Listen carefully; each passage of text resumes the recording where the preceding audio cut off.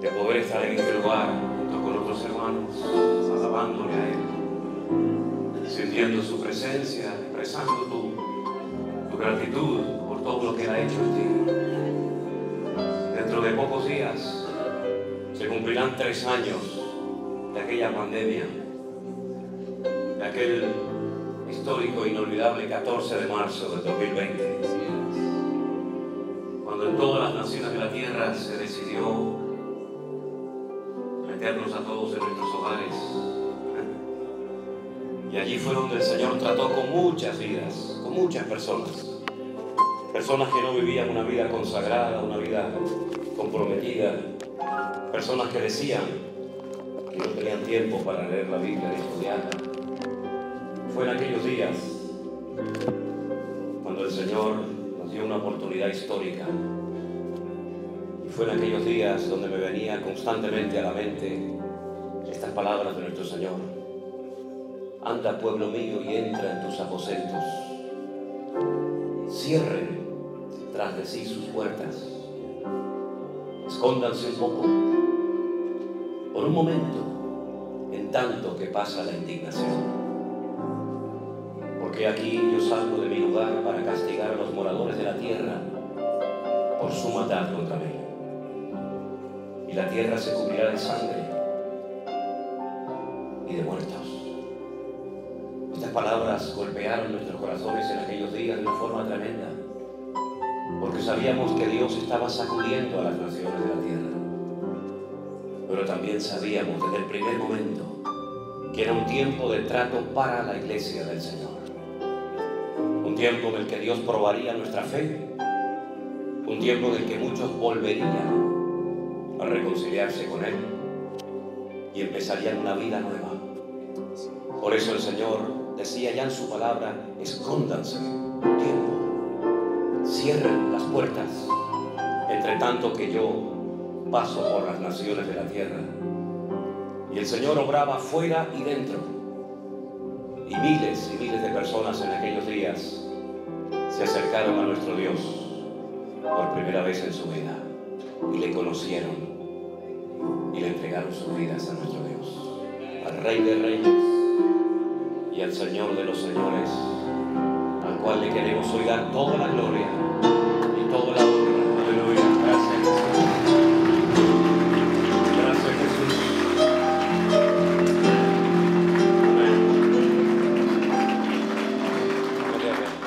Rey de reyes, Señor de señores, admirable, consejero, Dios fuerte, Manuel, Dios con nosotros, el Cordero que fue inmolado, el signo de tomar el poder, las riquezas, la sabiduría, la fortaleza, la honra, la gloria y la alabanza por los siglos de los siglos. Amén. Oh, Rey de reyes, Señor de señores, admirable, consejero, Dios fuerte, Manuel, Dios con nosotros, el Cordero que fue inmolado, el signo de tomar el poder, las riquezas, la sabiduría, la fortaleza, la honra, la gloria y la alabanza por los siglos de los siglos. Amén. Canten al Señor ustedes. Rey de reyes. Tito. Sí, Señor. Consejero. Dios con nosotros. El Cordero que fue inmolado. Aleluya. De tomar el poder, las riquezas. Aleluya. Vamos todos. Fortaleza.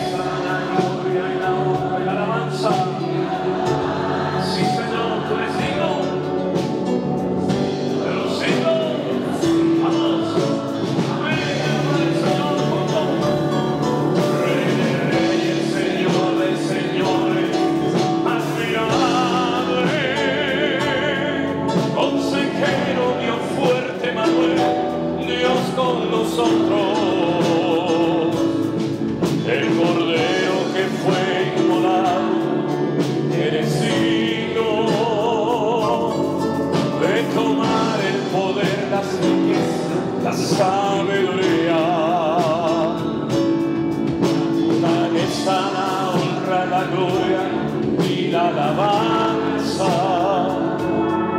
por los siglos de los siglos. Amén. Por los siglos de los siglos. Amén. Por los siglos de los siglos.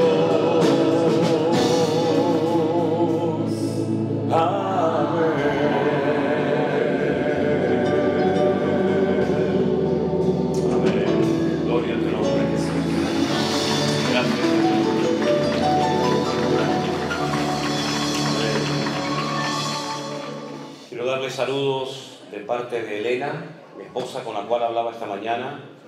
Ella está en Madrid con mis hijas y con mi yerno y con mi nieto, porque han ido a un concierto cristiano y van a estar allí el fin de semana en Madrid. Llegaron ayer, van a estar hoy en ese concierto y mañana ya vuelven otra vez a casa, a Tenerife, para el culto a la tarde.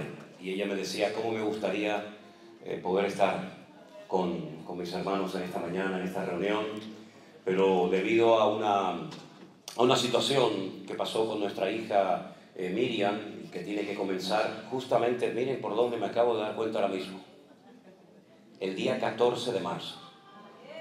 El día 14 de marzo del 2020 fue cuando el gobierno en España, por lo menos, dictaminó el confinamiento, el estado de emergencia, de alarma, y el 14 de marzo, 3 años después, mi hija Miriam comienza un tratamiento para su enfermedad que se llama esclerosis múltiple. Así es que las vueltas que da la vida, ¿verdad? ¿Quién nos diría en aquellos momentos lo que iba a suceder 3 años después? Pero hemos visto su gloria durante todos estos años.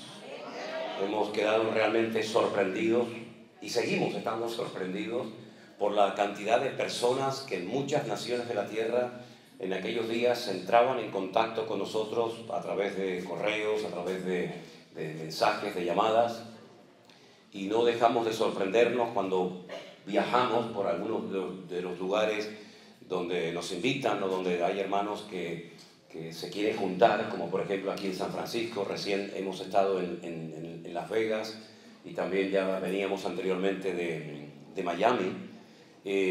No nos dejamos de sorprender de ver hermanos que conducen horas y horas y días incluso, y hermanos que vienen en avión haciendo un esfuerzo tremendo para estar en estas reuniones, y la verdad es que les agradezco de todo corazón el esfuerzo que muchos de ustedes han hecho para poder estar en esta mañana en este sitio. De verdad que el Señor les bendiga.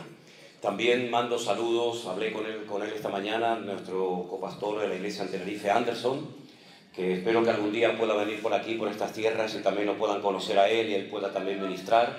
Él manda saludos. Anoche tuvieron una vigilia de oración en una de nuestras iglesias allí en Canarias y estuvieron orando por esta reunión en esta mañana. Él manda muchos saludos. Y gracias al Señor por su vida también.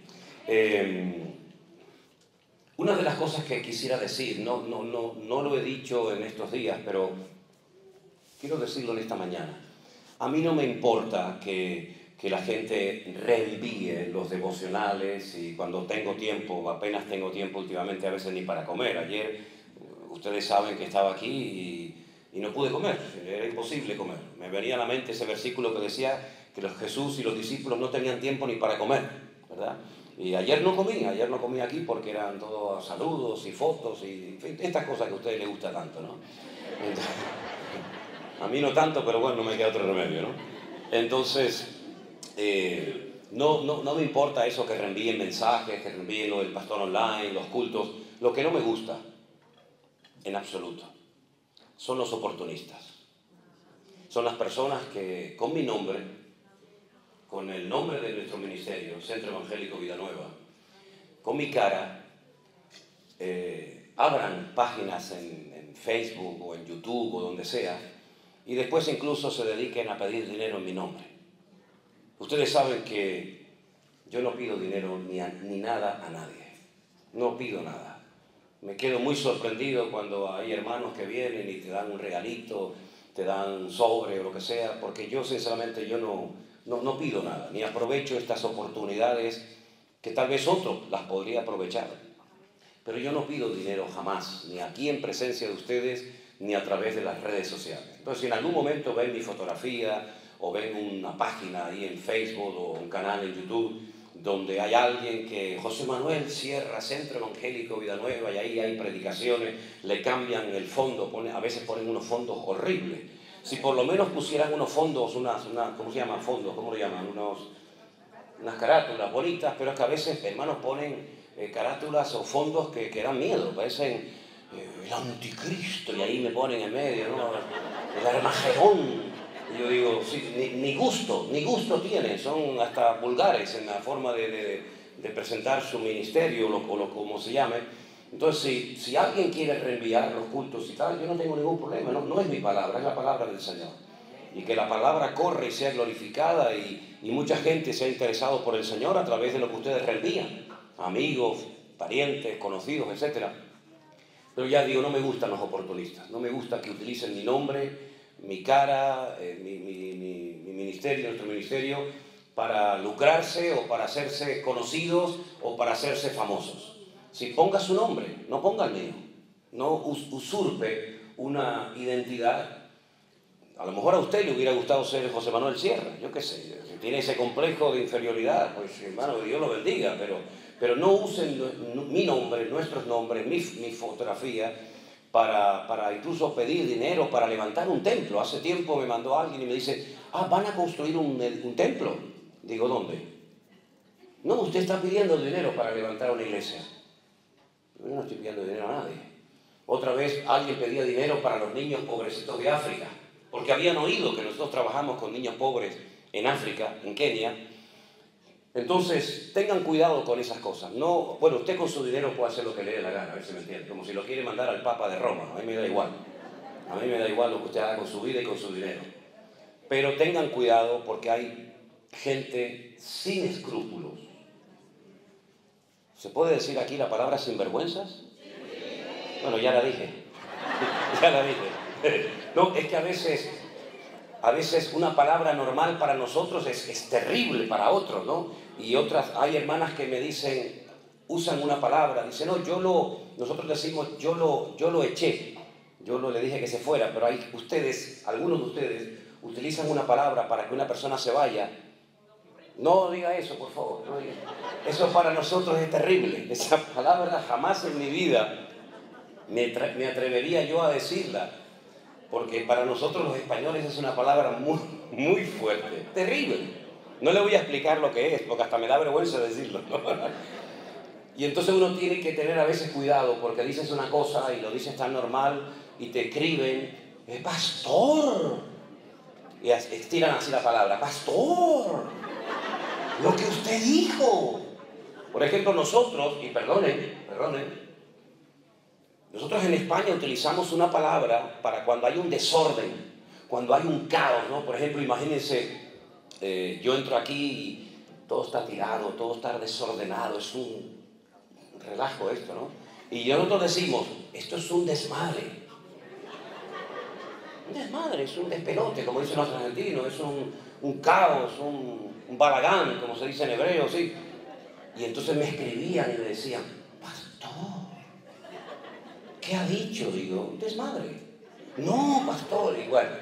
En fin, ustedes ven los correos bonitos, pero los feos me los mandan a mí por privado. Y ahí me llaman de todo, ¿no? Bueno, hermanos queridos, dicho esto, a mí me gusta siempre cuando tenemos un tipo de estos encuentros o actividades, en uno de los mensajes, hablar de los acontecimientos finales, ¿sí? Es un tema que a mí me apasiona, llevo muchos años estudiando las profecías bíblicas, y yo creo que en esta mañana, viendo el hambre que hay de parte de ustedes hacia la palabra del Señor, yo creo que sería bueno que reflexionáramos un poquito acerca de los acontecimientos finales. ¿Les parece? Cierren sus ojos un instante, por favor, y vamos a orar y pedir la bendición de Dios para esta palabra que hoy el Señor quiere compartir con todos y con cada uno de nosotros. Padre, te doy muchísimas gracias por este privilegio tan maravilloso que nos estás dando de poder estar aquí esta mañana juntos con tantos hermanos y también con hermanos que ahora mismo nos están siguiendo también por las redes, por Facebook, por Zoom, por los cuales también oramos, Señor, y pedimos que tu palabra caiga en buena tierra, en corazones sedientos y preparados y dispuestos para aprender más y más de ti, Señor. Dirige esta reunión, esta exposición de tu palabra, y que seamos gratificados por traer una palabra a nuestras vidas en esta mañana. En el nombre bendito de Jesús. Amén. Y amén. Gloria al Señor. Espero que no se me caiga agua. No, esperen. Todavía no he empezado y ya están aplaudiendo. Ustedes son gente de fe, ¿eh? Ustedes son gente de fe. Bueno, en segunda de Tesalonicenses hay dos cartas que el apóstol Pablo, por lo menos que tengamos en la Biblia, le escribió a esta congregación donde estuvo muy poquito tiempo, porque hubo una terrible persecución y el apóstol Pablo tuvo que salir huyendo. Probablemente le escribió más cartas, pero en nuestras Biblias tenemos solamente dos. Una que se llama Primera de Tesalonicenses y una que se llama Segunda de Tesalonicenses. En el capítulo 2, verso 1, la palabra del Señor dice así: con respecto a la venida de nuestro Señor Jesucristo y nuestra reunión con Él, os rogamos, hermanos, que no os dejéis mover fácilmente de vuestro modo de pensar, ni os conturbéis, ni por espíritu, ni por palabra, ni por carta, como si fuera nuestra, en el sentido de que el día del Señor está cerca. Nadie os engañe en ninguna manera, porque no vendrá sin que antes venga la apostasía y se manifieste el hombre de pecado y el hijo de perdición, el cual se opone y se levanta contra todo lo que se llama Dios o es objeto de culto, tanto que se sienta en el templo de Dios como Dios, haciéndose pasar por Dios. Verso 5. ¿No os acordáis que cuando yo estaba todavía con vosotros os decía esto? Y ahora vosotros sabéis lo que lo detiene, a fin de que a su debido tiempo se manifieste. Porque ya está en acción el misterio de la iniquidad, solo que hay quien al presente lo detiene, hasta que él, a su vez, sea quitado del medio. Entonces se manifestará aquel inicuo, quien el Señor matará con el espíritu de su boca y destruirá con el resplandor de su venida. Inicuo cuyo advenimiento es por obra de Satanás, con gran poder y señales y prodigios mentirosos, con todo engaño de iniquidad para los que se pierden, por cuanto no recibieron el amor de la verdad para ser salvos. Por esto Dios les envía un poder engañoso para que crean a la mentira, a fin de que sean condenados todos los que no creyeron a la verdad, sino que se complacieron en la injusticia. Siempre me ha llamado la atención el nivel, la profundidad de enseñanza que Pablo emplea en esta congregación en la que estuvo muy poco tiempo al frente de ella. Algunos comentaristas dicen que el libro de los Hechos nos relata una estancia muy breve, muy corta en Tesalónica, por lo menos en la congregación, pero algunos creen que estuvo, digamos, como en una casa aparte, el apóstol Pablo durante un tiempo afincado en esta ciudad. Bueno, sea como sea, lo que está bien claro es que el apóstol Pablo toca una serie de temas en esta carta y en la anterior, que para muchos cristianos sigue siendo un misterio y algo casi incomprensible lo que el apóstol Pablo está contando en estas cartas. Porque él habla como si los hermanos que van a recibir la carta supieran de lo que Pablo está hablando. Y es una lástima, por no decir una tragedia, que muchos cristianos, gente que ha estado toda la vida supuestamente en una congregación, congregándose, no tengan ni idea de los acontecimientos finales, de lo que se llama escatología, y cómo poner en orden los acontecimientos finales, y cómo poder saber o discernir en qué tiempo de la historia del programa profético de Dios nos encontramos. tenido incluso experiencias con algunos pastores que me han dicho en privado: yo no predico y enseño nunca de las profecías de los últimos tiempos, ni del Apocalipsis, ni de Ezequiel, ni de Daniel, porque no tengo ni la más remota idea de dichos temas. Y el libro del Apocalipsis debería ser uno de los libros más leídos por la iglesia del siglo XXI. Porque podemos asegurar que somos la generación más próxima, más cercana a estos acontecimientos que hemos leído en esta mañana que ninguna otra generación que nos ha precedido en el pasado. Se lo puedo asegurar. Nosotros hoy en día disponemos de una información prácticamente en tiempo real de acontecimientos que si los hubieran oído o visto nuestros hermanos de otros tiempos y de otras generaciones, hubieran discernido inmediatamente que queda poco para los tiempos finales. Pero tengo la sensación de que hay muchos creyentes que viven como bajo ese espíritu de ignorancia, de frialdad o de indiferencia que caracterizó a la generación de Noé, que dice que días antes del diluvio no entendieron hasta que vino el diluvio y se los llevó a todos. Se casaban, hacían planes de futuro, eso es lo que significa. Hacían planes de casamiento, se daban en casamiento, compraban, vendían, viajaban, iban de un lugar a otro creyendo que les quedaba mucho tiempo y les quedaban horas para ser destruidos y arrasados por las aguas del diluvio. Jesús dijo, nuestro Señor Jesucristo, que cuando Él viniera sería como los días, como los tiempos de Noé, que no entendieron, y temo que muchos no sigan sin entender la urgencia, el tiempo en el cual nos encontramos. Por lo tanto, el libro del Apocalipsis no se escribió para asustar, para confundir a la iglesia, sino más bien todo lo contrario, para animarla, para darle información verídica de lo que iba a ocurrir, para que aquel día no nos sorprenda a nadie como ladrón en la noche, sino que estemos velando y orando y preparados y podamos en todo momento saber en qué momento de la historia nos encontramos. Me preguntaban hace unos días si yo creía en el tema de las dispensaciones. Y le pregunté a la persona que me hacía dicha pregunta, ¿qué entiende usted por dispensaciones? ¿Qué es para usted el tema de las dispensaciones? Y me dijo, bueno, es como si dividiéramos la historia desde Adán y Eva hasta nuestros días en diferentes periodos y analizamos cada bloque de la historia y vemos que Dios, que es el mismo, que no cambia, que es inmutable, que en Él no hay sombra de variación, actúa y se da a conocer de formas diversas a lo largo de la historia.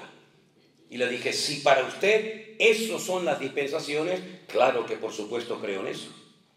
Porque si vemos cómo Dios trataba con Adán y Eva antes de la caída, es completamente diferente a cómo Dios trató durante un periodo en el que no había conexión directa con Dios, ni siquiera sacrificios, ni siquiera un texto de la Biblia, pero Dios seguía tratando con el hombre.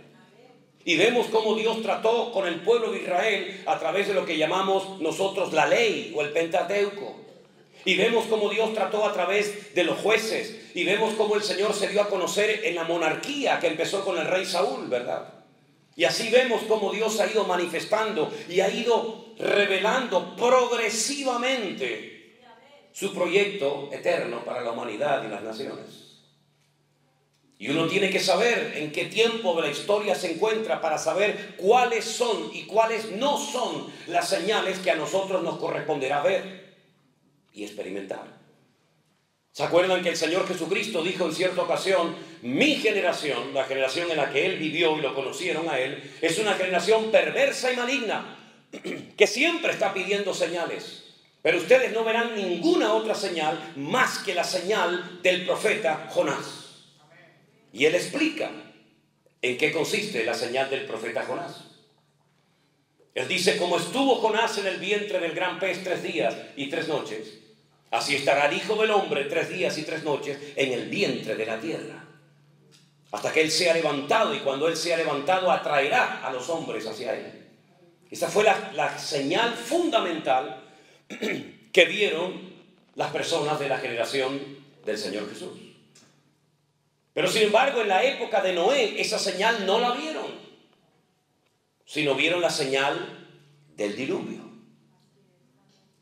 La generación que salió de Egipto no vio el diluvio, no experimentó la confusión en Babel, pero sí vio la señal tremenda que la recordarían y la seguirán recordando hasta el final de los tiempos, de que fueron una nación de esclavos en Egipto y por fin lograron salir victoriosos y libres de esa esclavitud que duró siglos, rumbo a la tierra prometida. Fue la señal que a ellos les tocó. Pero nosotros no hemos visto ninguna de esas señales.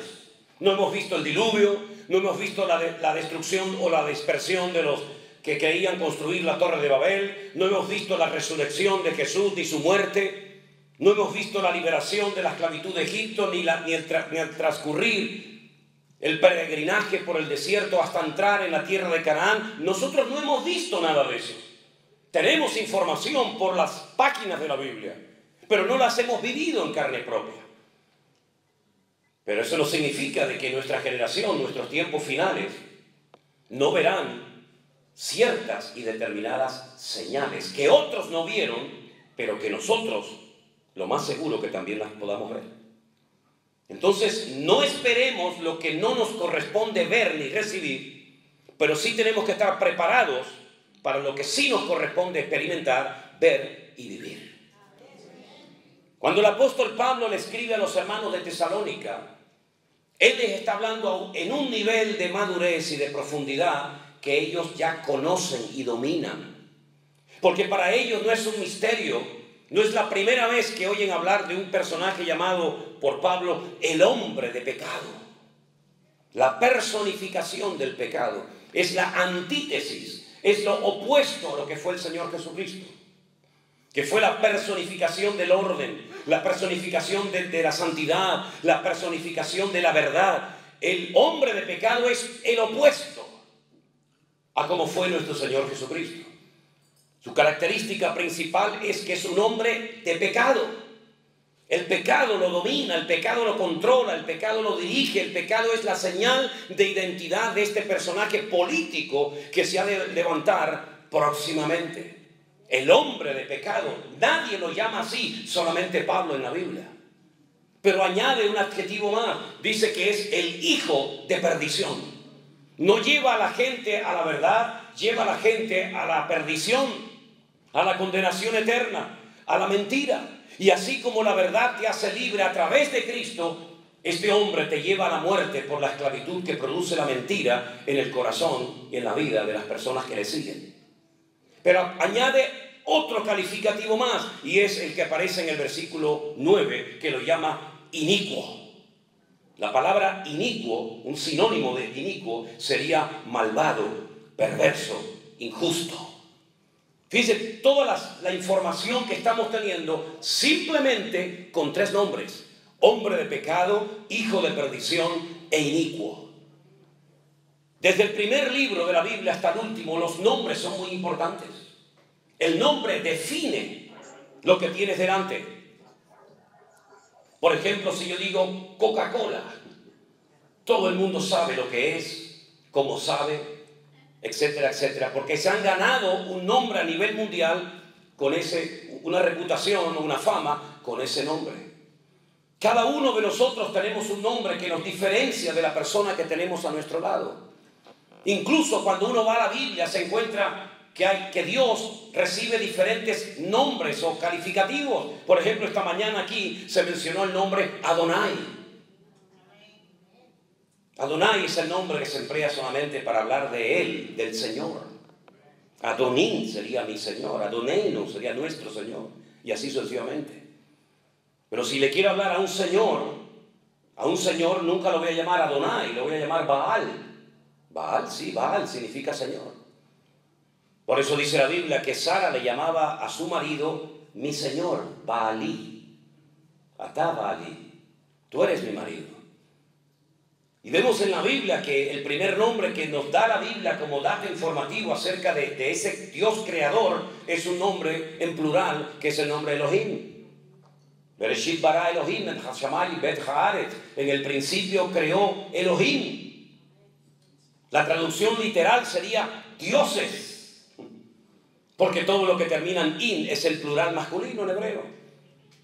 Pero es que es un término polivalente que no solamente hace referencia a Dios, a la pluralidad de Dios, sino también se emplea, por ejemplo, cuando vamos a los 10 mandamientos.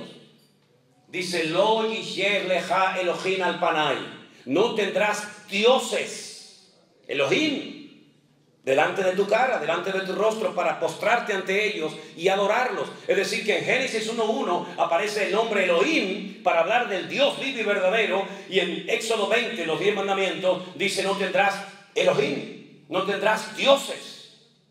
Y hay un salmo que dice que Dios está en la reunión de los Elohim, en la reunión de los dioses. Y algunos malinterpretan el texto diciendo, hay un politeísmo, así como en la mitología griega o romana, que había un montón de dioses. No, es que a los jueces, por sus funciones de impartir justicia, se supone, se les llama también Elohim, porque tienen la capacidad de hacer algo que es intrínsecamente de Dios, que es impartir justicia. Luego es un término polivalente que se puede emplear para distintas personas en la Biblia o cosas. Así que tenemos por una parte Elohim, tenemos por una parte Dios, tenemos por otra parte Adonai, tenemos por otra parte Rafa, tenemos tantos nombres de Dios, es el mismo Dios, pero a través de cada uno de sus nombres podemos descubrir la esencia de Dios. Hasta que después de un tiempo, Moisés, cuando quiere volver a Egipto para sacar al pueblo de la esclavitud, le dice a Dios, allí hay un montón de dioses, hay un politeísmo tremendo, hasta el faraón es un mismo Dios, y lo adoran como el hijo del sol. Cuando yo vaya a Egipto, ¿quién me manda? ¿Qué Dios te ha capacitado? ¿Qué Dios te ha comisionado? Y entonces Dios le revela el nombre y le dice, diles a los hijos de Israel que el que te envía es el yo soy. Es una traducción, tratando de traducir una expresión que en castellano ni en ningún idioma del mundo tiene una traducción literal, porque el verbo liyot, que es el verbo ser o estar en hebreo, en tiempo presente no existe. Es como en inglés el verbo to be, ¿no? I am, you are, ¿no? En hebreo, el yo soy, el verbo to be, para que me entiendan, en presente no existe. Yo no puedo decir yo soy Manuel. ¿Cómo se diría entonces yo soy Manuel? Yo, Manuel. Como Tarzán, ¿no? Yo, Jane, tú, Jane, yo, Tarzán, ¿no? Sin verbo, sin verbo. Si te hablas sin verbo, así lo entendieron mejor, ¿no? Bueno, está bien. De eso se trata, de que entiendan. Pues cuando alguien te dice Aní y te dice su nombre, te está hablando en presente. Claro que se puede hablar en pasado. Y existe el tiempo pasado, y allá, o yo seré. Pero cuando te hablan sin el presente, es porque te está hablando en tiempo presente, porque no existe tiempo presente. Entonces, el Señor es mi pastor. En hebreo es Adonai Elohim, es decir, yo pastor, ¿vale? Entonces, cuando el Señor le dice a Moisés que te manda el yo soy, es una adaptación de una expresión que no se puede traducir literalmente, porque sería yo seré el que seré, algo así muy extraño que en español o en cualquier idioma no resulta familiar esa expresión, ¿no? Pero también tenemos al Señor Jesucristo con muchos nombres en la Biblia. Lo tenemos como el admirable, el consejero, el Dios fuerte, el Padre eterno, el príncipe de paz, el alfa y la omega, el Cordero de Dios, la raíz de David, ¿verdad? El león de la tribu de Judá, el Cordero de Dios, etcétera, etcétera. Es la misma persona, pero un montón de calificativos para que sepamos lo que hace y lo que es. Y del Espíritu Santo exactamente igual. Tenemos Espíritu de verdad, Espíritu de gracia, Espíritu de adopción, Consolador, Espíritu Santo, Espíritu de adopción. Es el mismo Espíritu, pero según lo que hace, recibe un nombre para que lo conozcas y veas en la multiplicidad de nombres la variedad de ministerios, de funciones y de operaciones que puede hacer la figura del Espíritu Santo, ¿verdad? Por eso cuando incluso hablamos en la Biblia de este personaje siniestro no recibe un nombre propio, sino recibe como calificativos: hombre de pecado, ya sabes de quién se trata, inicuo, hijo de perdición. Solamente Juan lo llama anti-Mashiach, anticristo. Daniel lo llama el cuerno pequeño. Y así hay diferentes nombres, ¿verdad?, que te identifican o te revelan la identidad de este personaje. Ahora, Hollywood se ha encargado de hacer películas que han distorsionado la verdad bíblica, donde hay un demonio, donde hay un Satanás que mantiene relaciones sexuales con una mujer y queda embarazada del anticristo. Y el anticristo como un hijo del diablo. Esas son películas, pero eso no es Biblia. La Biblia nos habla de que el anticristo es un hombre con padre y con madre, de carne y hueso, con su pasaporte, con su ID, con sus antepasados. Es una persona exactamente igual que cualquiera de nosotros. Será un político, un hombre con una influencia terrible. Tendrá apoyo militar, tendrá apoyo económico, tendrá apoyo político. Será adorado y venerado por todas las naciones de la tierra. Y aquel famoso mensaje a través del cual muchos de ustedes entraron en contacto con nosotros, titulado El Nuevo Orden Mundial, que yo ni siquiera sabía que había predicado hacía 5 o 6 años atrás, aquel mensaje titulado El Nuevo Orden Mundial. Eso es lo que él viene a implantar, un nuevo sistema en el mundo, un nuevo sistema para las familias, un nuevo sistema económico, un nuevo sistema para comprar y vender y hacer cualquier gestión de tipo económico, un nuevo sistema religioso, un nuevo orden. Es romperlo todo y crear un nuevo mundo que aparentemente va a ser el éxito y aparentemente va a ser lo que la gente espera, porque una de las cosas que va a hacer el anticristo o este personaje es controlar la economía mundial. Por ejemplo, hay países donde ya no se usa dinero, en papel, ya no existe dinero. Por ejemplo, en Suecia ya no existe el papel del dinero. De esa manera se evita que haya una economía sumergida y que la gente pague en cash, y así no hay un control del gobierno, ¿verdad? Porque no es lo mismo ir a hacer una transferencia bancaria o hacer un cheque que decir: toma, te lo doy en mano, aquí nadie sabe nada, queda entre tú y yo. Tú me das la mercancía y yo te doy el dinero y nada más. Todo eso va a desaparecer. Será imposible engañar, porque habrá un control de cada persona, marcándolo como si fueran animales. Revelar esto hace 2000 años en el libro del Apocalipsis era algo impensable. Juan probablemente diría: pero ¿cómo se va a poder controlar a la población mundial? Se va a poder, de hecho ya estamos controlados. Si no, yo no quiero que pongan tantas cámaras en mi ciudad, pero querido, si ya con el teléfono que tienes en la mano te están escuchando todo lo que dices y saben todo lo que ves, y cuando lo ves, lo saben perfectamente. Esas grandes cadenas multinacionales de telecomunicación están grabando constantemente lo que decimos y lo que vemos. Incluso lo que ves en televisión, ellos también te están viendo a ti, por si no lo sabías. Nunca me olvidaré cuando entré un día a una tienda de computación y era un amigo mío el que estaba allí y me iba a arreglar un problema. Y entonces me metió dentro de una habitación y me dice, tenía la pared llena de cámaras. Una mujer lavándose, un hombre trabajando, un cocinero en un hotel, montones de cámaras. Y le digo, ¿esto qué es? Dice, estas son las cámaras de los teléfonos móviles que yo les he robado su ID y yo puedo verlos y oírlos en cualquier momento del día. Y era una persona normal y corriente. Imagínense a nivel de gobierno, imagínense a nivel de Estado. Por lo tanto, privacidad, ¿qué es eso de privacidad? Ya la perdimos hace muchos años, la privacidad. Así que el anticristo lo que hará será marcar a la gente para que nadie pueda comprar ni vender si no lleva esa marca que lo identifica en su cuerpo. Y hacía que a grandes y pequeños, esclavos y libres, hombres y mujeres, absolutamente todo el mundo estuviera tremendamente controlado. De tal manera que ya no hace falta llevar ningún tipo de documento encima, ni pasaportes, ni carnet de conducir, ni nada.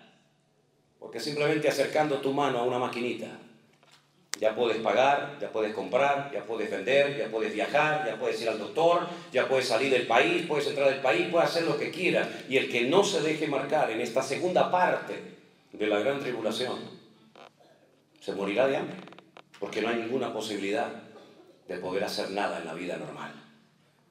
Y todas estas señales son señales proféticas, que están como los volcanes, dormidas, no caducadas, dormidas, para que cuando llegue el momento todo esto explote así en cuestión de minutos y el mundo sea un mundo completamente diferente al que hemos conocido hasta el día de hoy. Pero hay un orden en todo esto y ese orden es importante que usted lo conozca para que sepa dónde estamos y para que no estemos preocupados, ni confundidos, ni amedrentados, sino que sepamos que hay un orden y en ese orden el libro del Apocalipsis lo relata con juicios y utiliza la palabra sellos, trompetas y copas. 7, 7, 7, total 21. Y este periodo tremendo de la tribulación de los últimos tiempos comienza con desatar el primer sello. Y es entonces cuando este hombre entra en la escena mundial y se le puede reconocer y decir, este es, o este no es. ¿Cómo podrían saber los creyentes que estamos acercándonos a esos tiempos y que ese hombre ya se ha dado a conocer? Porque lo va a hacer de una forma tan normal, tan natural y tan sutil que algunos ni se darán cuenta. Claro, déjenme aclararles algo. A mí me educaron en la escuela bíblica donde estudié y a muchos cristianos que nosotros no vamos a ver nada de esto. Nada, ustedes preocúpense porque el Señor va a hacer así, como una aspiradora, y va a sacar de la tierra a su iglesia y la iglesia no va a ver nada de esto. ¿Me lo puede demostrar con la Biblia? Porque yo puedo decir lo que quiera. Pero si usted no me lo puede demostrar con la Biblia, yo no tengo por qué decir amén a su palabra. Esa idea de que la iglesia no iba a estar en ningún momento de lo que llamamos la tribulación de los últimos tiempos, la inventó un cura. Un cura, no fue un pastor, no fue un reverendo, fue un cura en un monasterio que estudiando por su cuenta, él dijo, la iglesia católica, la verdadera iglesia para ellos, no estará en ese periodo terrible de la historia. Y él fue el que lo dijo por primera vez. Tendrá ahora mismo, póngale 150, 170 años como mucho. Pero durante 2000 años los cristianos nunca creyeron en eso. Se preparaban para los últimos tiempos. Porque el Señor había dicho, todo el que quiera vivir piadosamente sufrirá persecución. ¿Cómo vivían los hermanos nuestros en Europa en la Edad Media? Preparándose para ser perseguidos. ¿Cómo vivían los cristianos en España, en Alemania, en Suiza, en Inglaterra, en aquellos siglos? Preparándose para que en cualquier momento pudieran morir decapitados, quemados, torturados, etcétera, etcétera. ¿Cómo vivieron nuestros hermanos de los primeros siglos? Preparándose para ser mártires en cualquier momento. Es más, Pablo les decía que ellos se habían sentenciado a muerte. No nos vamos a llevar una sorpresa, ni la mano a la cabeza cuando vengan y nos digan tú, a la hoguera, a morir crucificados, sino que ya ellos se habían condenado a muerte y sabemos que un día te va a tocar a ti, hermano, y otro día a ti, y otro día a mí, pero tarde o temprano todos vamos a morir. Ellos lo sabían perfectamente. Incluso había hermanos, según Hebreos, la carta a los Hebreos, que cuando los agarraban y pedían un rescate, como estos que secuestran gente, ¿no? Y dice, pague tanto en 24 horas si no le matamos. Ellos decían, no me paguen el rescate. Pero hermanos, si no pagamos el rescate, lo matan. Es que si no, no voy a recibir recompensa de mártir. Así que no me paguen el rescate, porque así tendré mejor recompensa en la presencia de Dios. Increíble, todo lo opuesto a lo que nosotros hacemos hoy en día, que oramos para no tener problemas, y si los tenemos oramos para que se vayan, porque parece que son cosas que el diablo nos manda a nuestras vidas, ¿verdad? Así que la gran tribulación es un periodo donde va a entrar este personaje en acción y se va a levantar del antiguo imperio romano. El antiguo imperio romano abarcaba toda Europa, desde Portugal, Finisterre, que se llama así, lo que ellos consideraban el fin de la tierra en España, todo lo que es Europa, todo el Oriente Medio y todo el norte de África. Por eso en la figura que dio Nabucodonosor, vio una estatua con 2 piernas, porque representa diferentes lugares con 10 cuernos y una cabeza. Y los cuernos en la Biblia siempre son naciones y las cabezas son imperios. Eso es así siempre. Y es interesante notar que de ese antiguo territorio romano se levanta este personaje terrible. Y ya en Bélgica, en el corazón de Europa, está una sede de gobierno para todo un continente. Ustedes no viven esa experiencia, porque ustedes están aquí como ajenos de todo esto. Pero en Europa todos tenemos una misma moneda, desde el norte hasta el sur, desde el este hasta el oeste. Todos tenemos una sola moneda. Ya no es como antaño que uno tenía que ir a un sitio y cambiar los francos, las liras, las pesetas. No, ya eso no existe. Solamente hay una moneda. Usted puede viajar con esa moneda, el euro. Estudien la historia de Europa, dicho sea de paso. ¿De dónde viene el nombre Europa? Lean la mitología griega para que vean de dónde viene Europa, que fue secuestrada y llevada por un perverso. Eso es Europa. No solamente tenemos una sola moneda, sino que no hay fronteras. No hay fronteras en Europa. Usted llega con su carro a Francia y pasa y no hay nadie. Y entra a España y sale a Portugal y entra a Alemania y entra a Italia y no hay fronteras. Antiguamente sería una locura que en un país no hubieran fronteras. Nosotros con un pasaporte europeo podemos viajar por toda Europa y nadie nos va a decir a dónde va. ¿Usted tiene visa? ¿Tiene permiso? No existe eso. Tenemos una policía para toda Europa, la Unipol. Tenemos un gobierno central en Bruselas. Lo llaman la bestia. Yo estaba allí en el Parlamento Europeo y allí se dan leyes y órdenes para toda Europa. Y hay un gobierno central. Por lo tanto, mis queridos hermanos, lo que antaño era impensable, que un continente como Europa, que se enfrentaron en 2 terribles guerras, en la Primera y en la Segunda Guerra Mundial, donde unos peleaban contra otros y eran enemigos, hoy se sientan en la mesa y comen juntos. Y es algo impensable hace años atrás, que Europa, que se estaban matando y peleando el uno al otro, hoy en día sean amigos. Y hacen comercio y transacciones comerciales, y viajan los camioneros, y viajan los políticos de un lugar a otro como si fueran a su propia casa. Todo esto es la escena que se está preparando para que el anticristo, este personaje político, aparezca en cualquier momento. Pero Satanás sabe perfectamente que el corazón del hombre tiene tendencias o inclinaciones, digamos, de tipo espiritual. El hombre siempre, de una manera u otra, siempre adora algo o a alguien, al sol, a la luna, a la piedra, a los pájaros, a Dios, a quien sea. Y entonces, como Satanás sabe perfectamente que el ser humano es un ser con tendencias religiosas, le va a dar su religión a sus seguidores. Y la Biblia dice dónde va a estar la sede, la cabeza de esta religión mundial. Y dice, estará en la ciudad que reina sobre todos los reyes de la tierra. Uy, qué dato tan interesante, ¿eh? La sede del falso predicador, del falso profeta, del falso exponente del Evangelio de Jesucristo. La cabeza, la sede central, estará en la ciudad que gobierna sobre todos los reyes de la tierra. Ahora, no hay que interpretar eso en el siglo XXI. Hay que ponerse en el siglo I, cuando Juan recibió esa información, esa revelación. ¿Cuál era la ciudad que en aquel momento reinaba sobre todas las naciones de la tierra? Subrayo entre paréntesis. La geografía bíblica excluye a Norteamérica, a Centroamérica y a Sudamérica. La geografía bíblica es muy pequeña, ¿verdad? Por eso, cuando hablamos de reyes sobre toda la tierra, estamos hablando de la tierra, de la geografía bíblica, y no, por ejemplo, de este país. Porque este país va a entrar en una decadencia. Ya entró en una decadencia moral y espiritual terrible.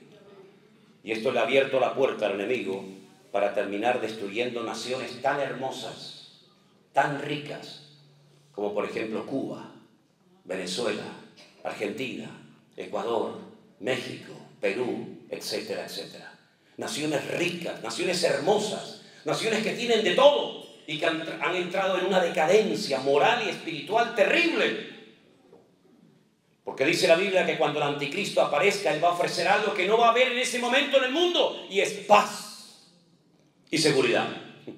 Si tenemos paz y seguridad, ¿para qué viene usted a ofrecerme algo que ya tengo? Es como si alguien va a tu casa a venderte una aspiradora. Dice, ya tengo una. Vengo a venderle un carro, ya tengo uno. Vengo a venderle una nevera, ya tengo una. Vengo a venderle una televisión, ya tengo todo eso. Pero cuando el anticristo viene a las naciones de la tierra, a los gobiernos, a ofrecerles paz y seguridad, es porque no tienen ni paz ni seguridad. Porque cuando hay seguridad, tenemos paz. Y cuando no hay paz es porque no estamos seguros de nada, ni del dinero, ni de la salud, ni de nada. Entonces el anticristo, ese es el eslogan de su campaña. Vengo a ofrecerles lo que vuestros políticos inútiles han sido capaces de ofrecerles a ustedes durante generaciones y generaciones. Paz y seguridad. Y como la gente lo que quiere es vivir en paz y tener tranquilidad en sus hogares y vivir seguros, muchos de ellos se van a convertir en sus seguidores más fieles y más devotos. ¿Te das cuenta? Pues esa ciudad que gobernaba sobre todos los reinos de la tierra se llamaba Roma. Roma, capital del Imperio Romano. Pero es que dentro de Roma, donde estuvimos no hace mucho tiempo, y un hermano nos llevó a hacer un recorrido espectacular por la ciudad de Roma, dentro de Roma hay un pequeño estado, un pequeño país, con sus monedas, con sus bancos, con sus gobernantes, que se llama el Vaticano. ¿Qué le parece, amigo? Y el hombre con más influencia y capacidad de convocatoria hoy en día en el mundo no es el presidente de los Estados Unidos, no. El hombre que hace así y en un minuto junta a 1 millón de personas o moviliza reyes, gobiernos, naciones enteras, es el Papa de Roma. Que es como el presidente de un país, pero en vez de llamarse presidente lo llaman Papa. Y en vez de llamarse embajadores, los llaman cardenales. Y en vez de llamarse ministros, los llaman obispos, etcétera, etcétera. Pero es exactamente lo mismo. Y dice la Biblia que esa sede central que estará en Roma, a lo largo de la historia se iban a embriagar, a emborrachar con la sangre de los mártires. Estudien la iglesia la historia de la Iglesia Católica. Estudienla en profundidad. Y miren cómo, por ejemplo, los reyes de España, por ejemplo, Felipe II, hizo un pacto con el clero e inventaron lo que se llamó la Santa Inquisición, donde mataron a centenares y a miles de cristianos, hermanos nuestros, por el gran delito de leer la Biblia o de convertirse al Evangelio de Jesucristo. Y si algún día van a Madrid, vayan a la Plaza de Colón, al Museo de Cera, y en la primera planta hay una sala enorme, tal vez tan grande como esta, donde están los aparatos, que se llama Sala de los Tormentos de la Santa Inquisición. Y en la ciudad de Toledo, donde estaremos Dios mediante en nuestro congreso ahora en el mes de abril, ustedes pueden ir y van a ver los sellos, ¿verdad?, de los oficios cuando decían condenado a la hoguera, condenado a la hoguera, porque te hacían un favor quemándote y purificando tu alma al fuego. Y no solamente la Santa Inquisición existió en España, sino que vinieron también a México, y vinieron también a Perú y a otras naciones, persiguiendo a judíos y persiguiendo a los protestantes, como nos llamaban en aquella época, porque en aquella época protestábamos, hoy en día nos acomodamos. En aquella época abríamos la boca, hoy en día nos callamos, para que nadie sepa que soy cristiano en mi trabajo y me expulsen. Y así como los musulmanes hoy en día se paran en cualquier plaza pública o restaurante o donde sea y ponen su alfombra y rezan mirando a la Meca, dándole las espaldas a Jerusalén, los cristianos ya dejaron de traer las Biblias a los cultos y las llevan en el teléfono escondidas para que nadie sepa que eres cristiano. ¿Qué te parece? Esos somos los hijos del Altísimo, los representantes del Señor, que nos da vergüenza ir por la calle con la Santa Biblia y le damos la vuelta en el ascensor para que crean que llevamos un libro, una agenda. La iglesia necesita una sacudida urgente, hermanos. Hay algunos que viven no sé dónde, pero están ajenos a esta realidad de que las cosas van a cambiar, y de hecho están cambiando. Miren lo que le están enseñando a nuestros hijos, a nuestros nietos en las escuelas, en las universidades. Es increíble. Donde ya ni siquiera puedes levantar la voz porque te echan del trabajo, te echan del canal de televisión, te denuncian. Días antes de venir aquí a Estados Unidos, el gobierno español, que son todos una partida de inútiles, óiganlo bien, no, si me están grabando ahí en la cámara, sois unos inútiles, hijos del diablo. Instrumentos del diablo sois todos vosotros. Aprobaron una ley que un niño de 12 años se puede cambiar de sexo y de nombre sin pedirle permiso a sus padres. Algún día tendréis que rendir cuentas por lo que estáis haciendo, destruyendo a la familia de nuestro país. Y uno puede mirar a todas partes y te das cuenta que hoy en día ni siquiera puedes abrir la boca.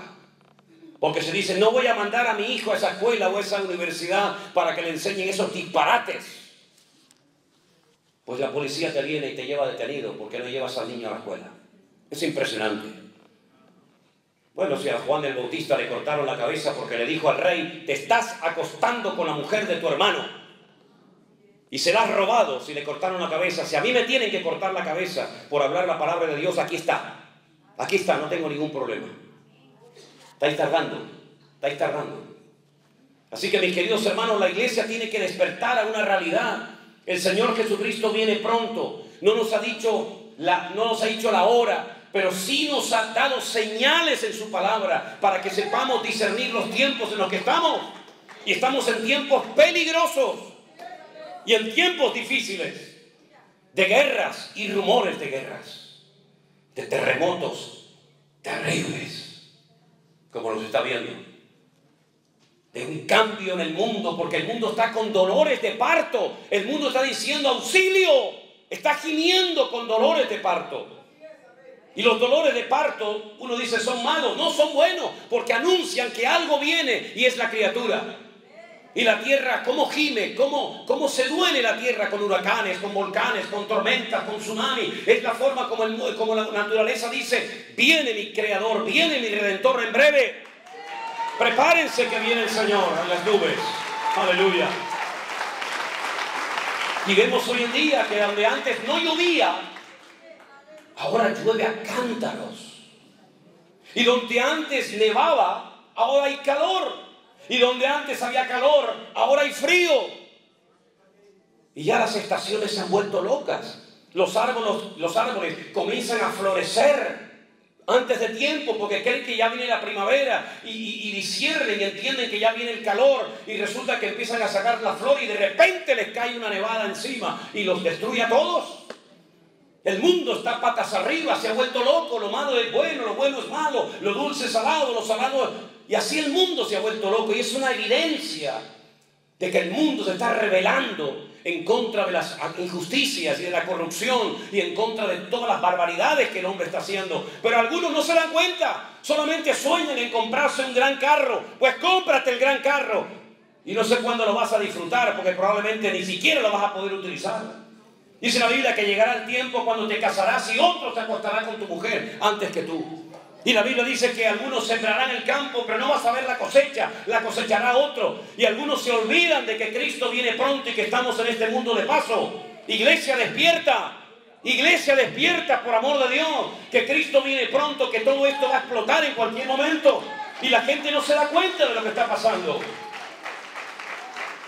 Pero dice la Biblia que este personaje será tan provocador, tan descarado, que va a llegar un día en el que en el templo de Dios, verso 4, se sentará en el templo de Dios haciéndose pasar por Dios. Y volveremos a la época antigua donde los César de Roma y los faraones querían que fueran adorados como si fueran auténticos dioses en carne humana. Ahora bien, escuchen esto. Espero poder explicarlo bien. Cuando Jesús salió en una ocasión del templo, sus discípulos le enseñaron las maravillas del templo. Herodes lo había ampliado. Era un templo extraordinario. Y el Señor dijo, ¿veis todo esto? Mírenlo bien. Porque no quedará piedra sobre piedra que no sea destruida. En el año 70 después de Cristo, de la era cristiana, Tito, que era el hijo del emperador romano Vespasiano, destruyó y quemó el templo de arriba abajo y no dejó piedra sobre piedra. Las quemó, las fundió, porque creían que los judíos habían escondido el oro dentro de las piedras.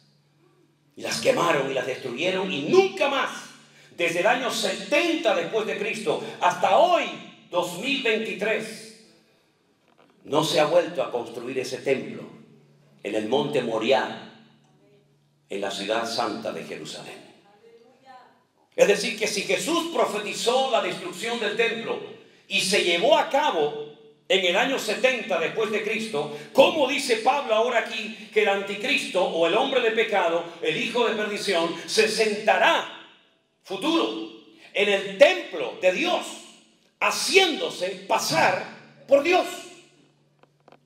Bueno, no hay que ser muy listo para entender que lo que está profetizando aquí el Señor es la reconstrucción del templo de Jerusalén. Porque si no hay templo, ¿cómo se va a sentar en el templo? ¿Cómo se va a hacer pasar por Dios en el templo de Dios si no hay templo? Bueno, querido, lo que te está hablando aquí el Señor claramente es que el templo de Jerusalén por tercera vez va a volver a ser reconstruido.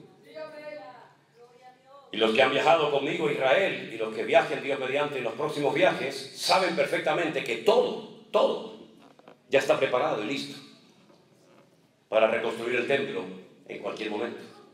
Algunos dirán, sí, pero es que hermano, en el lugar donde antaño estuvo el templo de Jerusalén, hoy en día hay el domo de la roca, esa cúpula dorada de oro, donde abajo está la roca, la piedra que es más grande que todo esto, que es como un altar donde Abraham subió con su hijo Isaac para ser sacrificado. ¿Cómo se van a ir los árabes de allí? No lo sé. Pero que el templo se va a reconstruir allí, no tengo la más mínima duda. Tal vez un terremoto. Tal vez ellos mismos la destruyan. No lo sé. Pero Dios no miente y la palabra de Dios se cumplirá. Por lo tanto, esta es una de las señales de los últimos tiempos. Aquel cura que dijo que la iglesia no vería nada de esto, sino que sería arrebatada antes de la tribulación, dentro del seno de los cristianos, esa opinión o teoría no se conocía. ¿Cómo entonces se extendió tanto la idea de que los cristianos no iban a estar en lo que llamamos la tribulación o gran tribulación? ¿Cómo se extendió esto? Si no había WhatsApp, no había YouTube, no había Instagram, no había Facebook, no había redes sociales. ¿Cómo se extendió tanto por sectores bautistas, sectores pentecostales, sectores de asambleas de hermanos? ¿Cómo se extendió tanto? Ay, amigo, te voy a decir cómo. Durante siglos, cuando se imprimían Biblias, no se podían poner comentarios en la Biblia. Estaba prohibido, estaba muy mal visto que en una palabra de Dios se pusieran comentarios de predicadores o de personas conocidas o influyentes. No se podían poner fotografías, ni mapas, ni nada. Solamente era la Biblia de Génesis, Apocalipsis. ¿Me explico? Pero hubo un hombre muy conocido, muy respetado en círculos evangélicos o protestantes, llamado el señor, el doctor Scofield. ¿Lo conocen? Las famosas Biblias de Scofield. Pues ya la saben. Él puso por primera vez en la historia, en una Biblia, comentarios de sus estudios, de las exégesis, es decir, de lo que él entendía que significaba ese texto. Y añadió los comentarios de este señor cura que decía que la iglesia católica o la iglesia cristiana no estaría en la gran tribulación. Y la gente creyó que era un comentario de él, y como era un hombre tan respetado y tan querido, dijeron, bueno, pues si nuestro hermano, el pastor Scofield, dice que la iglesia no estará en la gran tribulación, tiene que ser así, porque lo dice Scofield. Por eso cuántas veces yo le digo, no digan amén a todo. Analicen con las escrituras si lo que están oyendo es palabra de Dios o es palabra de hombre o es una opinión personal. Estudien, salgan de la ignorancia por amor de Dios. No digan amén a todo, porque por mucho que quieran al pastor, por mucho que lo amen, por mucho que lo admiren, mírenlo con lupa. No se traguen el camello y el mosquito. Analicen a la luz de la Sagrada Escritura si verdaderamente eso tiene fundamento bíblico o es simplemente una opinión. Porque no significa que porque yo estoy aquí esta mañana puedo decir barbaridades y ustedes tienen que decir amén, pastor, lo queremos mucho, amén. ¿Qué me quieren mucho ni vainas? Olvídense de eso, hombre. No sean ingenuos, no sean tontos. Analícenme, miren con lupa si yo lo que predico es palabra de Dios, y si es palabra de Dios, diremos amén, nos guste o no. Pero si no es palabra de Dios, ni Manolo ni Perico de los Palotes, no voy a decir amén. Uy, pero es que, momento, no me aplaudan. No digan, bueno, es que es el ungido de Jehová. ¿Y usted qué es, hermano? ¿Usted no es ungido del Señor? ¿O esto es como jefes indios, vaqueros y buenos y malos? Todos somos iguales delante de la presencia del Señor. No miren, no veneren a los hombres. Pablo era un tremendo hombre de Dios y cuando terminaba de predicar decían, gracias hermano, Dios le bendiga. Vamos a escudriñar en las escrituras si lo que este hombre nos acaba de enseñar es bíblico o no es bíblico. Y dice que eran más nobles. Pero sin embargo, yo he escuchado a predicadores que dicen, hermano, no sean tan críticos como los hermanos de Berea, que todos lo miraban y todos lo cuestionaban. No, para que te digan a ti así, sí, a todo, y vivas como un rey a costa de tus ovejas. No, mis hermanos, ya terminó ese tiempo de ignorancia y de oscuridad y de tinieblas. Ahora tenemos las Sagradas Escrituras en nuestros propios idiomas para analizar si verdaderamente eso es bíblico o no es bíblico. Y me dicen algunos, sí, pero hermano, usted no conoce ese versículo. Digo, ¿de cuál versículo me va a hablar que no conozco? ¿De qué me está hablando? No conoceré de otras cosas, pero de Biblia a mí no me va a pillar en nada.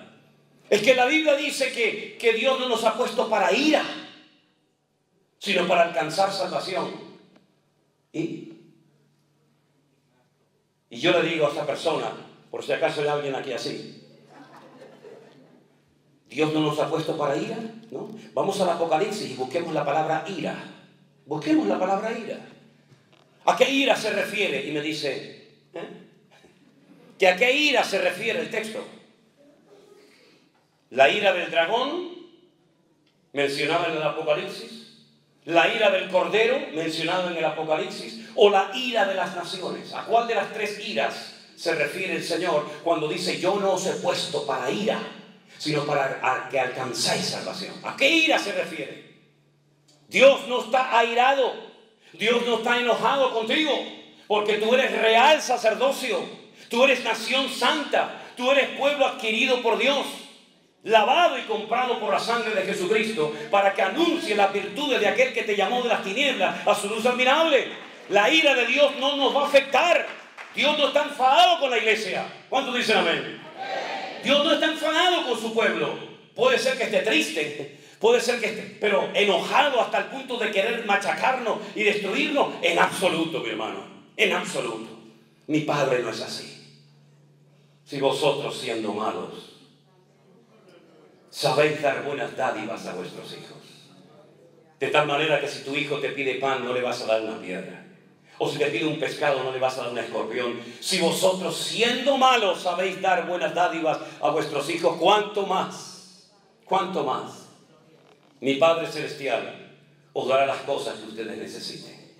Estamos exentos de la ira del Cordero, de la ira de nuestro Dios, pero ¿y de la ira del diablo? ¿Y de la ira de las naciones?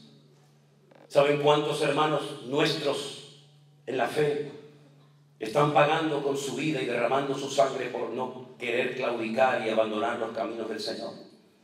¿Saben cuántos hermanos han torturado y quemado en estas guerras en Siria, en Irán, en Pakistán, etcétera, etcétera? ¿Saben cuántos hermanos nuestros están en este momento en campos de concentración, en Corea del Norte, en China, etcétera, etcétera? ¿Saben el precio terrible que están pagando entre algunas naciones de la tierra nuestros hermanos en Cristo? Qué lindo es estar en América. Oh, por fin el sueño americano. Oh, praise God. Praise God. Si te cogieran a ti, te llevaran ahora a Irán y te impidieran llevar una Biblia en la mano, ¿dirías praise God? ¿O dirías help me God? ¿Te das cuenta? La ira de las naciones es terrible contra la iglesia. Hay naciones donde por llevar una Biblia en la mano te cortan la mano, la cabeza.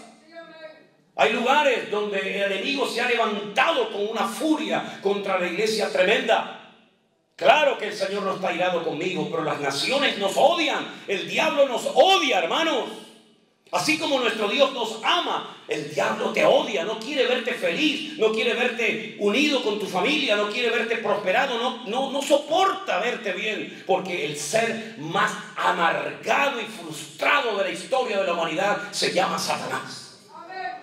No tiene amigos, no tiene familia, no tiene iglesia, no tiene nada. Anda errante de un lugar para otro. Busca al diablo en la Biblia. No puede estar en todas partes al mismo tiempo, evidentemente. Eso solamente se le atribuye a Dios.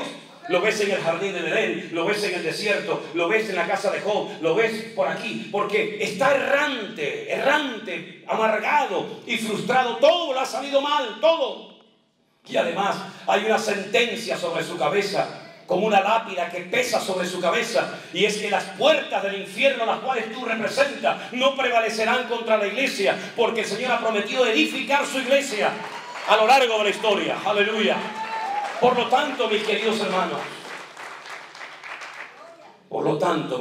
hermanos, ¿quién dijo que nosotros no íbamos a padecer persecuciones y luchas y pruebas y dificultades? ¿Quién dijo eso? Es más, os voy a leer unos versículos. ¿Tenéis tiempo? Los voy a leer igual. Primera de Corintios, capítulo 15. Este versículo pone nerviosos a los que tienen que corregir su doctrina. Este versículo pone nerviosos a los que dicen, uy, yo esto nunca lo había leído así. Bueno, pues esto no se escribió ayer a la tarde, ¿eh? Esto no lo escribí yo hoy temprano a la mañana para convencerle a usted de nada. Esto lleva 2000 años escrito aquí. Primera de Corintios capítulo 15 dice, escuche bien, si tiene su Biblia a mano, en el versículo 51 de la palabra de Dios, dice así. Primera de Corintios 15, 51.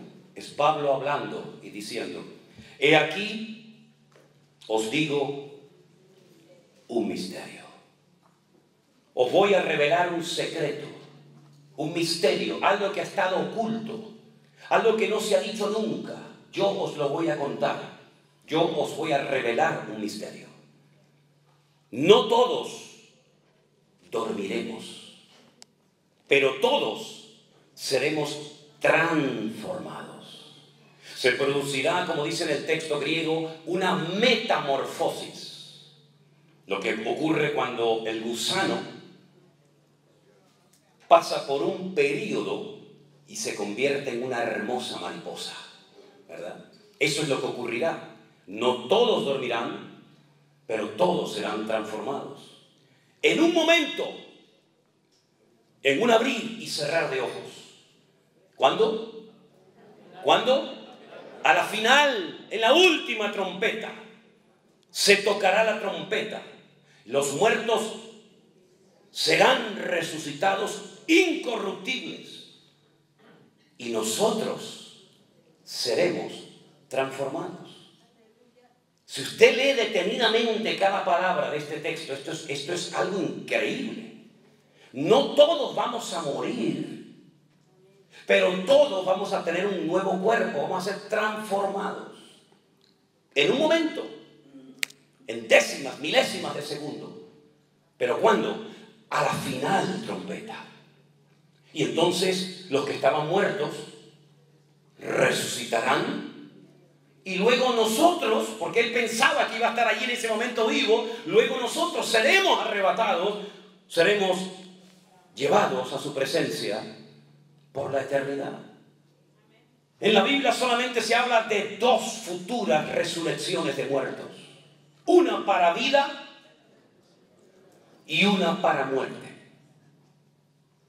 La de muerte es la de todos los inconversos a lo largo de la historia. Al final de los tiempos, cuando se abran los libros y el que no se haya inscrito en el libro de la vida será arrojado vivo al lago de fuego y azufre por la eternidad. Esa es la muerte segunda. Como alguien dijo, el que nació una vez muere dos veces. El que nació dos veces muere solamente una vez. Ahí queda grabado para que después lo analicen y digan, no entendí nada. No se preocupe, hay que seguir avanzando, hay que seguir. Pablo dice, no todos dormiremos, no todo el mundo va a morir. ¿Saben que ese es el anhelo de mi corazón? Que no me entierren, que no muera, sino que cuando venga mi Señor me lleve con Él en vida. ¿Y a cuánto les gustaría eso? Amén, a todos, ¿ah que sí? Todos quieren ir al cielo, pero nadie se quiere morir. Todos se quieren ir vivos. Bueno, hay algunos que se irán vivos, porque no murieron, porque el Señor vino y se los llevó en vida. Por eso dice, no todos dormiremos. ¿Y qué es dormir en la Biblia? Es morir, ¿verdad? Como cuando el Señor se lo dijo a Lázaro, a sus discípulos.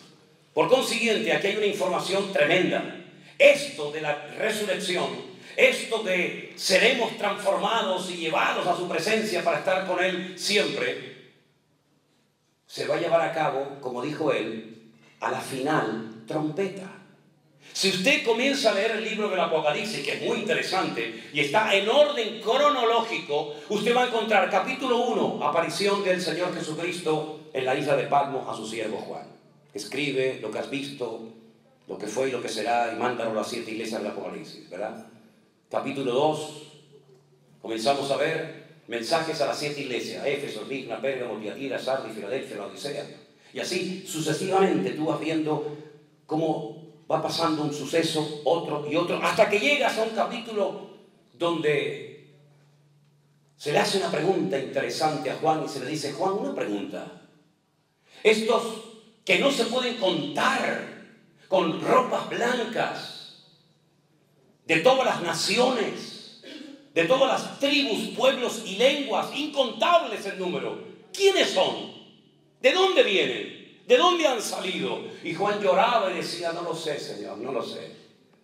Pero cualquier cristiano hoy en día sabe que la respuesta fue: estos son los que han salido de la tribulación. Y no han manchado sus ropas, sino que se han mantenido santos y limpios y puros para el Señor. Entonces comienzan los 7 sellos. Después las 7 trompetas. Y al final de todo, lo terrible, las 7 copas. La segunda parte de la gran tribulación. Los últimos 7 años y medio.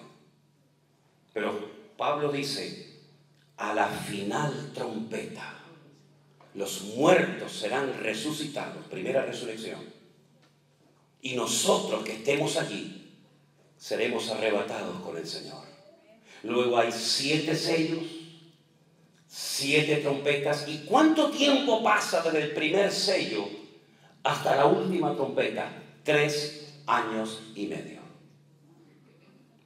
Si los muertos en Cristo fueron arrebatados antes de la tribulación, quiere decir que hay una resurrección allí, otra de la cual está Pablo hablando aquí, ya van 2, y queda la tercera al final de los tiempos, ya son 3, y ya no me encaja, porque la Biblia solamente habla de 2.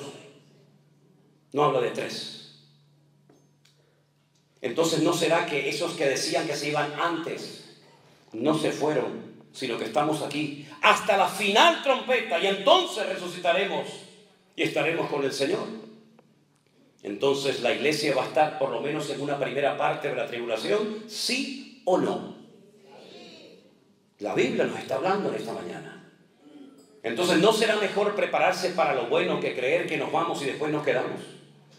¿No será mejor decir: hermanos, vamos a prepararnos, vamos a doblar la guardia, vamos a ponernos en orden, vamos a poner nuestras familias en orden, vamos a buscar al Señor para que aquel día no nos sorprenda como ladrón en la noche? Y si pasamos por fuego, y si pasamos por tribulaciones, y si pasamos por persecución o lo que sea, no os sorprendáis del fuego de prueba que os ha sobrevenido.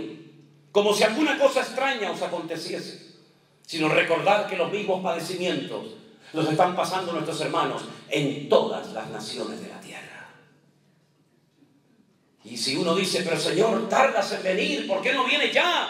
Anoche escuché a un cantante famoso. No me llevé ninguna sorpresa porque ya me lo olía. Donde decía este cantante famoso, Dios nos ha abandonado. Ya no se nota que estás con nosotros, nos has abandonado. Entonces mira a la cámara y dice, les doy esta idea. Dios ya nos ha abandonado. Es impresionante. Es increíble las barbaridades que vamos a escuchar en los últimos tiempos, ¿verdad?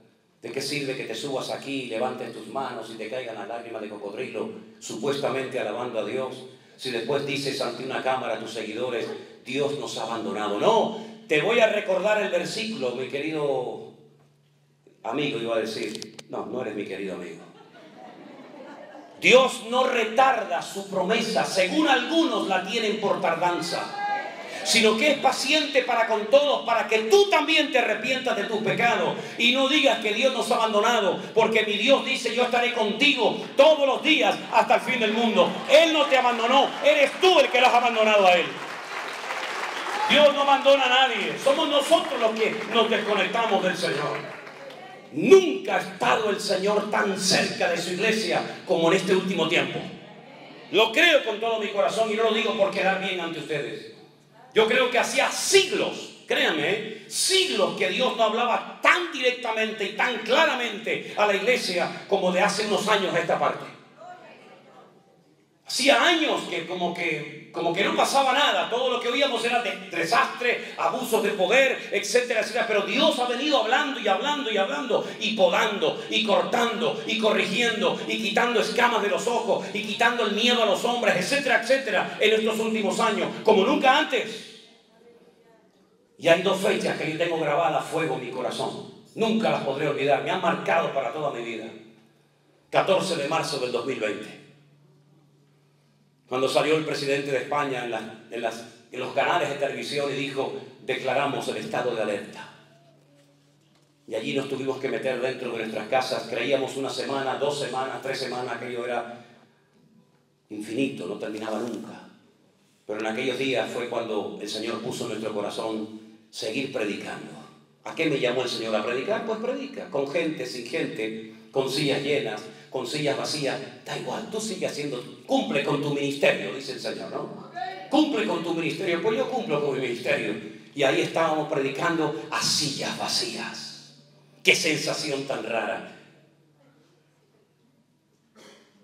Algo que en mi vida había soñado, pero fue en aquellos días donde el Señor comenzó a hacer una obra maravillosa. Una onda, una ola expansiva de su poder, recorriendo su palabra todas las naciones de la tierra hasta llegar hasta nuestros días. Y Dios nos demostró que Él es fiel, que no nos faltó la comida.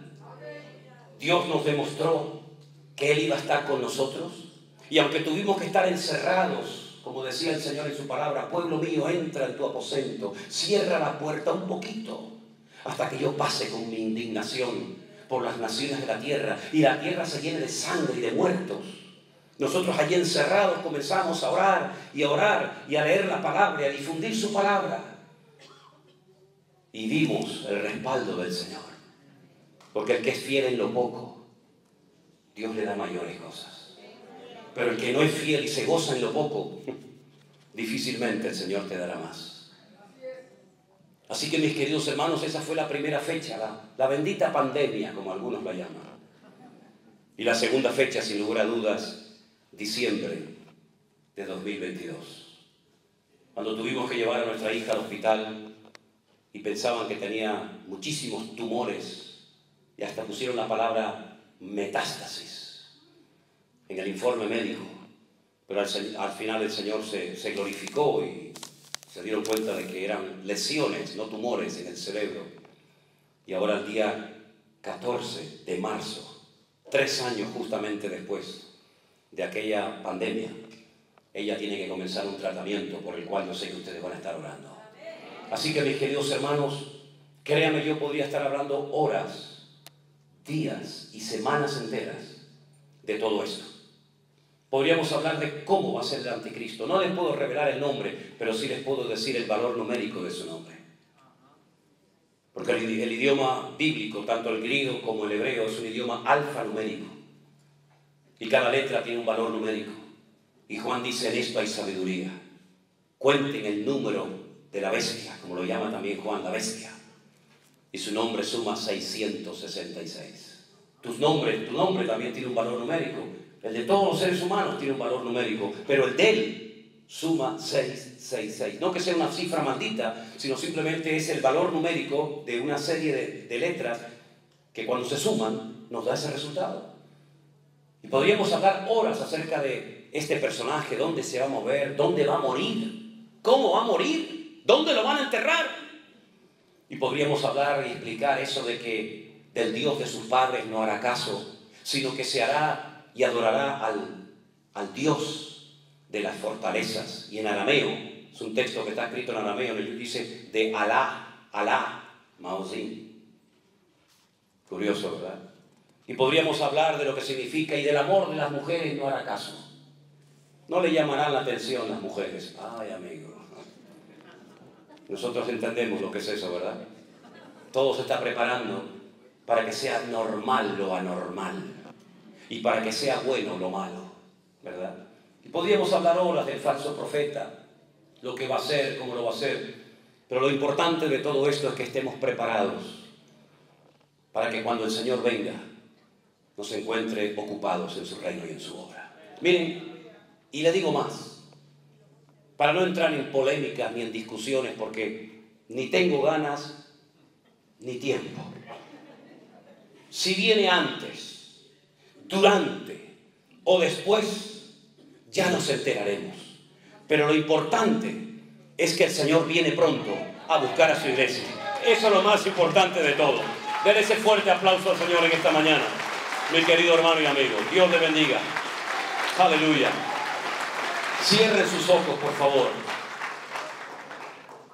Yo sé que ha sido mucho material y mucha información. Ahí queda grabada para que después ustedes lo puedan volver a ver y a compartir si lo desean. Pero ya digo, lo importante es que sepamos que nuestro amado y bendito Salvador viene a buscarnos para llevarnos con Él. Me voy pues a preparar lugar para vosotros y os tomaré a mí mismo para que donde yo estoy, vosotros también estéis conmigo.